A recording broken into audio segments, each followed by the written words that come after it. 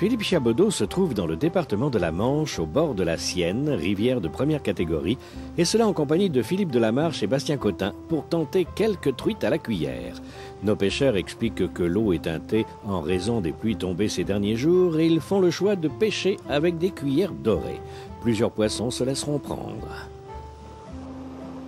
Donc je me trouve depuis quelques jours dans le département de la Manche et ce matin j'ai décidé de m'arrêter à Amby en compagnie de Philippe Delamarche, donc président de l'association de la Sienne, du nom de la rivière, où nous allons essayer de prendre quelques truites ce matin, mais aussi secrétaire de la Fédération de pêche du département de la Manche. Oui, alors la Sienne, notre association, c'est 2000 adhérents et ça fait partie bien sûr de la Fédération de pêche de la Manche qui en groupe elle 20 000. Toutes nos rivières sont des rivières côtières puisque quand on est dans la Manche, on n'est jamais loin de la côte.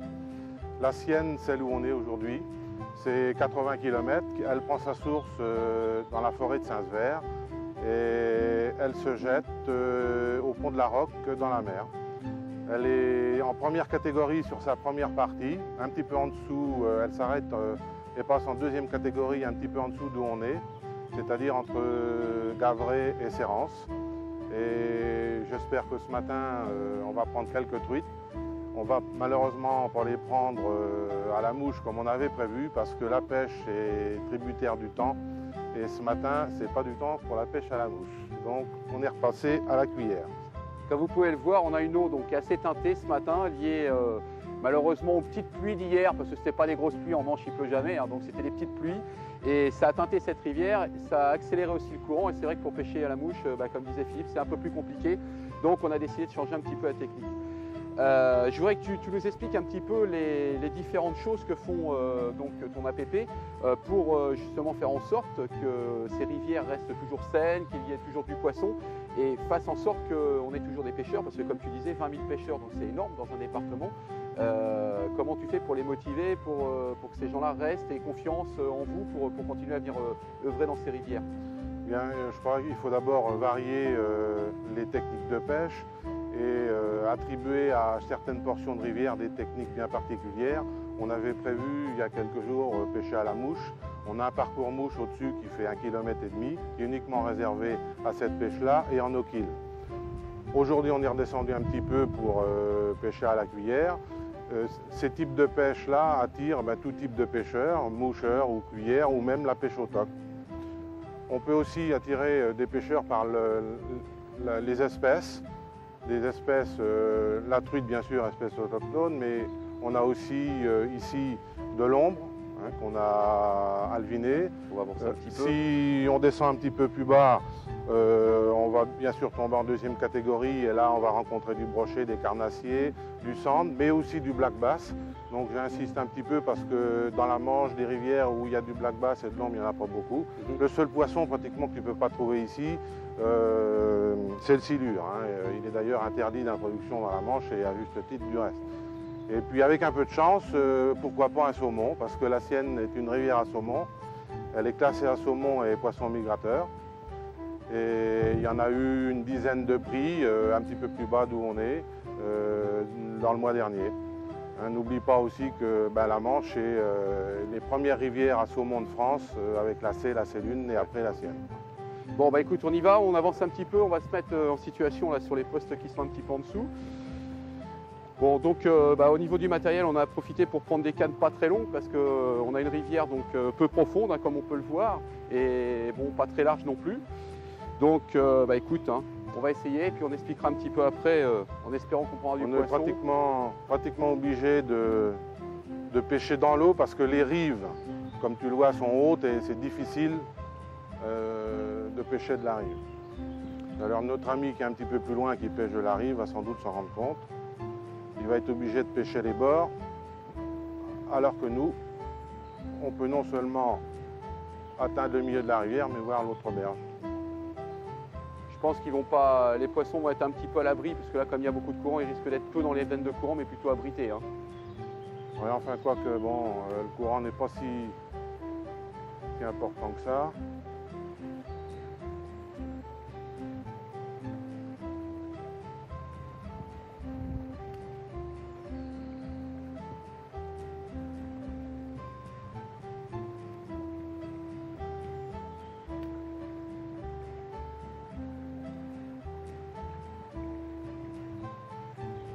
continuer à descendre, je pense. Hein.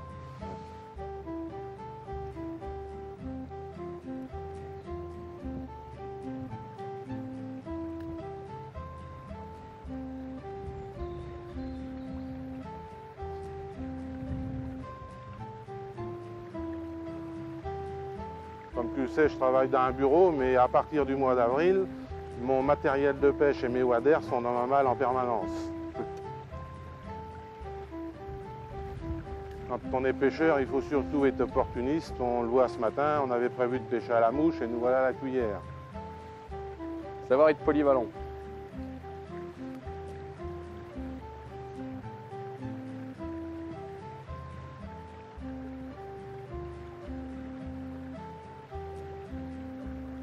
Une des pêches les plus pratiquées par ici, c'est la pêche au verre, au toc, y compris au saumon d'ailleurs.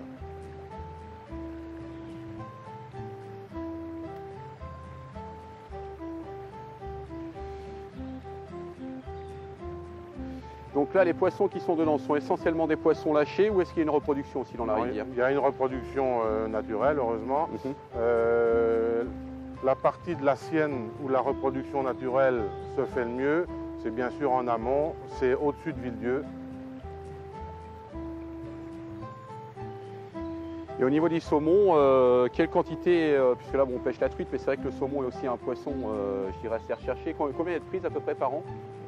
De saumon, malheureusement la sienne a un petit peu perdu de sa qualité pêche saumon, puisqu'on arrive assez péniblement à en prendre entre 20 et 40 par an. Et on espère que dans les années qui viennent, la pêche au saumon va devenir fructueuse parce qu'on a une reproduction, une très bonne reproduction, notamment sur un des affluents de la Sienne, qui est l'Héroux. L'Héroux est classée, on a eu la chance qu'elle soit proposée pour Natura 2000. Natura 2000 qui inquiète beaucoup de pêcheurs. Et nous, on s'en félicite parce que je pense qu'on a tout à gagner en protégeant le milieu. Donc l'Héroux, où s'effectue la majeure partie de la reproduction du saumon, quand on fait des pêches électriques l'été, au mois d'août ou au mois de septembre, on se rend compte de la reproduction de l'année. L'année dernière, il y a 2 ans, il y a 3 ans, on peut constater en moyenne un tacon, c'est-à-dire un alevin de saumon, par mètre linéaire. Ah oui. Donc, ce qui prouve que la reproduction est tout de même très bonne. On vient de restaurer les roues d'ailleurs, sur 7 km. Et alors donc, c'est pareil, vous distribuez des bracelets, je suppose, donc au niveau des gens pour calculer le nombre de prises par an et les limiter. Oui, oui. La déclaration de prise saumon et truite de mer est obligatoire, de toute manière. Donc c'est vrai que c'est quand même une rivière très polyvalente, en fin de compte. Beaucoup de poissons différents à l'intérieur. Beaucoup de poissons, c'est ce qui en fait le charme. Du reste, c'est ça et en peu de kilomètres. Hein. Parce qu'un petit peu au-dessus de nous, tu vas trouver de l'ombre et de la truite.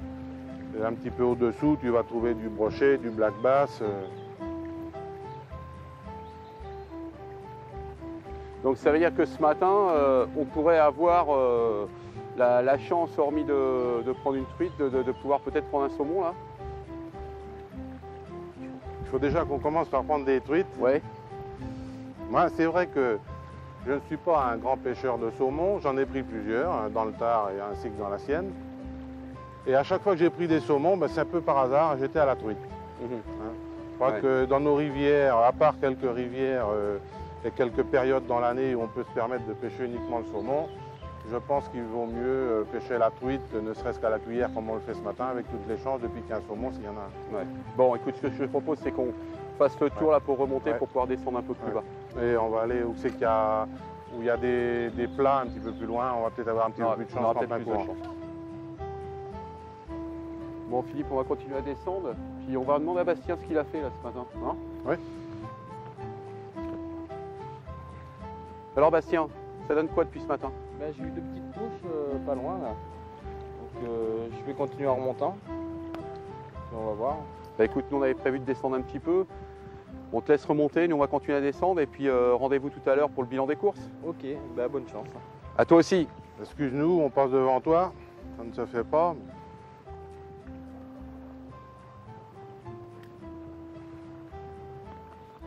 Ah, j'en ai une. Tiens. Je vais essayer de ne pas me prendre dans ton fil. Non, non, mais je l'ai levé là, justement pour pas te gêner.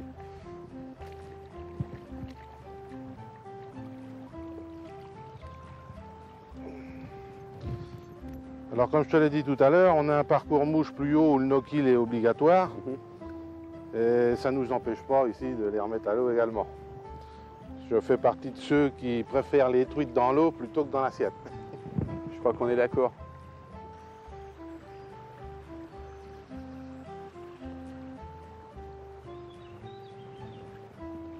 Tu vois, on peut très facilement pêcher à deux de front, y compris d'ailleurs quand on pêche à la mouche en remontant.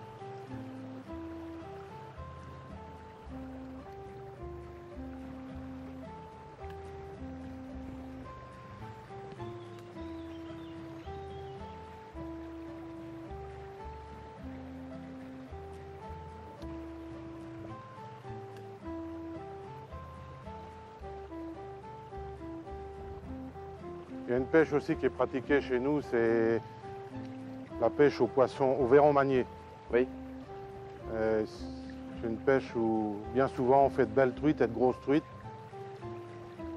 C'est d'ailleurs par cette technique de pêche là est d'ailleurs critiquée parfois à cause de ça. Mais enfin, on peut très bien remettre le poisson à l'eau aussi bien quand on pêche au verron manié que quand on pêche à la cuillère ou à la mouche. C'est souvent ce qui est dit, oui. Quand on pêche au verron manié, on a tendance à dire qu'on prend les plus gros poissons, souvent les reproducteurs, et que c'est un peu de la destruction, quoi. Mais bon, comme tu dis, il suffit d'être précautionneux et de remettre le poisson de temps en temps à l'eau, et puis voilà, quoi. Moi, dans la gestion de la pêche, je dis que c'est pas la façon dont on prend le poisson qui est importante, ni la période à laquelle on le prend, c'est la quantité prise qui est importante. Parce qu'on ferme la truite au mois de septembre parce que c'est le début de sa période de reproduction.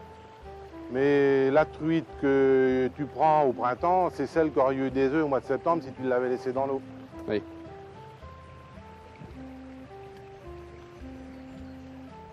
On a quand même un gros espoir, nous, au niveau de la pêche et de la gestion de l'eau, du poisson et des rivières. C'est que ces 30 dernières années, les cours d'eau s'étaient un peu dégradés, partout en France du reste. Et il y a eu une prise de conscience de beaucoup d'associations, de collectivités locales, des communes, qui font que depuis 5 ou 10 ans, il y a de gros efforts de fait dans tous les domaines, y compris d'ailleurs dans la gestion agricole. Alors oui, parle-moi un petit peu justement de tout ce qu'il y a autour de ces rivières, c'est-à-dire la partie agricole, mais aussi les riverains, puisque les trois quarts du temps, quand on est sur des rivières de première catégorie, on a beaucoup de domaines privés autour de ça. Oui. Alors comment ça se passe avec tous ces autres intervenants? Alors on peut même dire, pas beaucoup de domaines privés, c'est pratiquement en totalité du domaine privé où on est tout de suite là, ce sont les herbages qui sont autour de nous sont des herbages qui appartiennent à des propriétaires riverains. Pratiquement dans la Manche, on a très peu de domaines publics. Il y a quelques années encore, on partait du principe qu'on pouvait pêcher partout dans la mesure où, quand ce n'était pas interdit, c'était autorisé. On ne peut plus raisonner, à mon avis, comme ça maintenant, comme d'ailleurs dans beaucoup d'autres sports qui touchent la nature, comme la chasse par exemple. On s'attache, et là c'est un vrai travail de fourmi, à essayer d'avoir les baux de pêche des riverains, où on est là par exemple, les deux rives, notre association de pêche a les baux de pêche. Et quand on a malheureusement un grand secteur comme le nôtre, puisque notre association elle s'occupe des rivières à partir de Coutances jusqu'à Cerisy-la-Salle, Villedieu, Granville, le secteur est énorme. Il y a des kilomètres et des kilomètres de cours d'eau. Comme je te disais tout à l'heure, la Sienne elle fait quand même 80 km. On ne peut pas prétendre avoir les baux de pêche partout. Mais il est certain que plus on en a, mieux ça vaut, tout simplement parce que ça permet, c'est la moindre des politesses de demander aux riverains de pouvoir pêcher chez eux. En contrepartie, on assure bien sûr la surveillance. On aménage des passages à pêcheurs. C'est ce que j'allais dire, donc l'aménagement des rives en même temps. On aménage les rives. Quand on fait des chantiers de restauration, systématiquement on aménage des passages. D'accord. Notamment à chaque fois qu'on rencontre une clôture perpendiculaire à la rive, on essaie autant bien que mal, surtout dans les endroits les plus fréquentés, d'aménager des passages.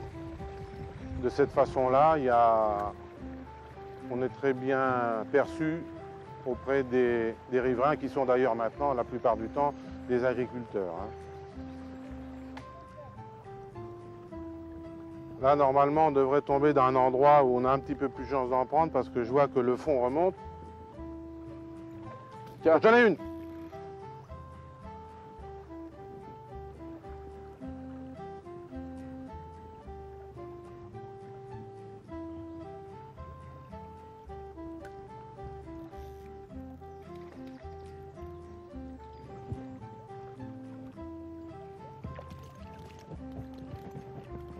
On a de la chance, c'est qu'en pêchant à la cuillère, elle risque beaucoup moins de se détacher.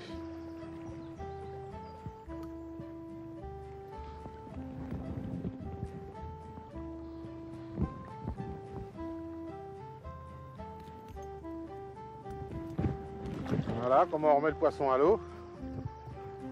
Celle-là, elle n'a pas demandé son reste.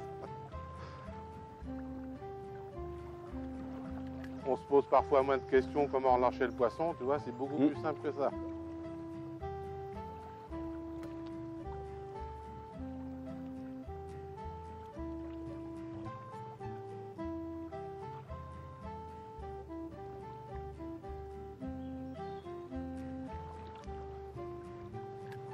Le problème, c'est que quand il y a un peu de courant, comme aujourd'hui, on a tendance à ramener un petit peu trop vite et au lieu de passer bien ras du fond, on passe en surface.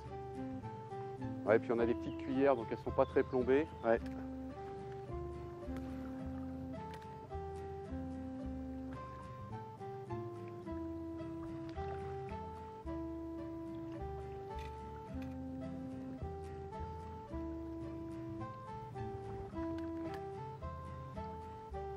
La plupart du temps, quand on pêche au verre ou au toc, on pêche dans des rivières qui s'y prêtent, qui sont un petit peu moins larges que ça.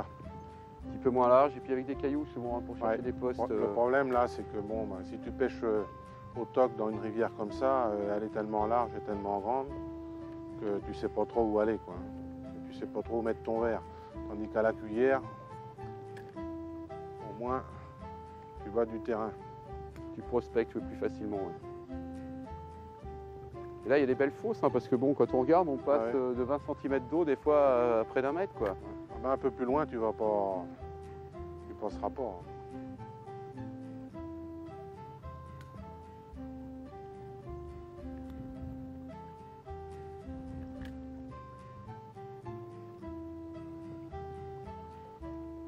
Là, il y a de l'eau, on devra en faire. Là.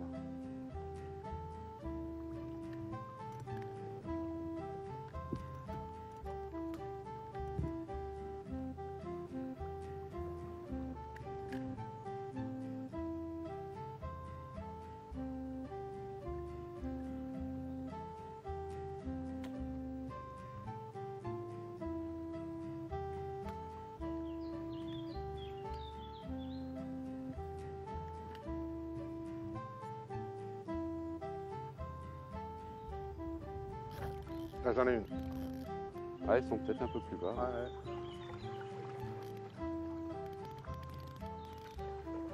Ah non, elles sont assez timides de la façon dont elle est morte parce qu'elle est venue taper une fois avant de. Ouais.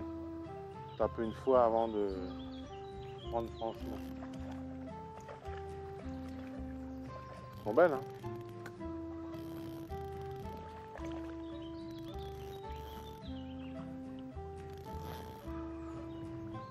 Alors donc, vous pouvez voir, donc c'est déjà la 3e depuis ce matin. Donc on va vous expliquer un petit peu cette truite, hein, donc qui est une. Donc on voit les belles couleurs. Donc je te laisse expliquer un petit peu. C'est tout simplement la truite de notre région, hein, et c'est la truite Fario qui a bien envie de retourner d'où elle vient. Elle est bien vivante. Alors c'est vrai que les truites fario, les trois quarts du temps, on les trouve que dans certaines régions, puisque c'est essentiellement des arcs-en-ciel quand on fait de la reproduction. Et quand Philippe m'a dit ce matin, on va prendre des fario, j'étais doublement content parce que c'est vrai qu'elles sont vraiment dans certaines régions de France. Hein. Oui, tout à fait, oui. Pourquoi pendant certaines années on trouvait des arcs-en-ciel? C'est tout simplement parce qu'on alvinait avec des arcs-en-ciel. Et pourquoi des arcs-en-ciel? Tout simplement parce qu'elles arrivent à maturité 2 fois plus vite que la truite fario. Hein, pour faire une truite fario, il faut 2 ans. Et pour une truite arc-en-ciel, en 1 année, elle arrive à peu près à la même taille. Mais bon, la vraie truite de la Manche, la vraie truite de la Sienne, c'est la truite fario. C'est ce que j'allais dire, hein. Ça n'a rien à voir. Hein. C'est d'ailleurs deux poissons différents. Dans nos alvinages, on ne met plus depuis plusieurs années de truite arc-en-ciel. On a complètement arrêté. Bon, on ne va pas la faire souffrir parce que maintenant qu'on vous a tout expliqué dessus. Mais n'hésitez pas à venir dans la Manche pour pêcher les truites fario parce que honnêtement, c'est des beaux poissons.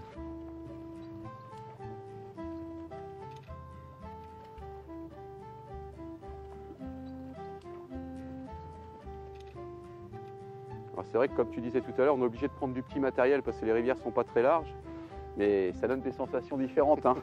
Et puis en les pêchant comme ça à contre-courant, bah, elles se servent du courant. Hein. Ouais. Comme je te disais tout à l'heure, tous les saumons que j'ai pris, je les ai pris en pêchant la truite, en pêchant à l'ultra léger comme on est aujourd'hui. Et là, je peux te dire qu'au niveau des sensations, il faut maîtriser le stress. Ah oui.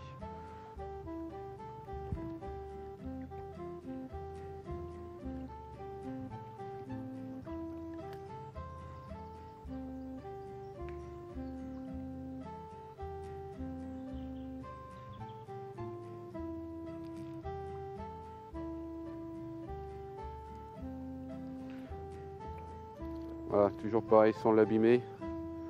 Magnifique poisson. Tu vas faire comme moi. On va lui rendre la liberté parce que moi je l'ai décroché, je travaille sans filet là. Hop là. Bon bah écoute Philippe, je crois qu'on va finir nos quelques coups. Et ce qui serait bien, c'est que on monte voir Bastien. Pour voir où c'est il en lui est. de son côté où il en est, hein, au-dessus.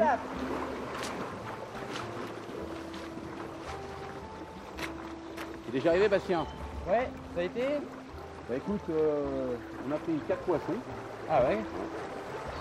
Philippe en a pris 3 sur les 4, mais bon, c'est vrai que c'est la personnalité de la région. Moi j'en ai fait qu'une. Elle est là, dans la bourriche. Là. Une petite fario. Oui, bah écoute. C'est un beau poisson, bah moi aussi, hein, j'en ai fait qu'une seule, donc c'est déjà bien. Hein. Ouais. Ça fait. Alors, amis pêcheurs, si vous souhaitez venir pêcher dans le département de la Manche, n'hésitez pas à contacter Philippe de la Marche de ma part. Il vous emmènera donc sur cette fabuleuse rivière.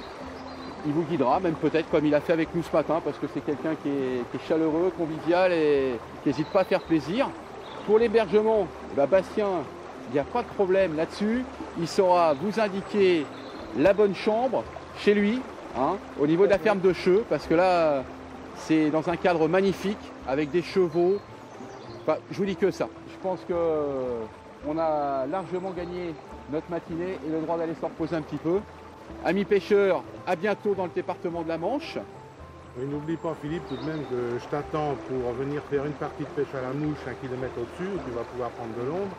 Je t'attends aussi pour aller dans les marais de 40 ans au brochet. Je t'attends aussi pour aller au saumon sur la C. Enfin, on n'est pas quitte. Hein, et je ne parle pas du mulet à Briqueville-sur-Mer. Hein. Eh bien écoute, alors on va prendre tout ça en note ce midi là, autour d'une bonne table et on se donne ces rendez-vous là. Alors vous voyez, donc on n'a pas fini de se retrouver dans la Manche. Hein. Allez, à bientôt.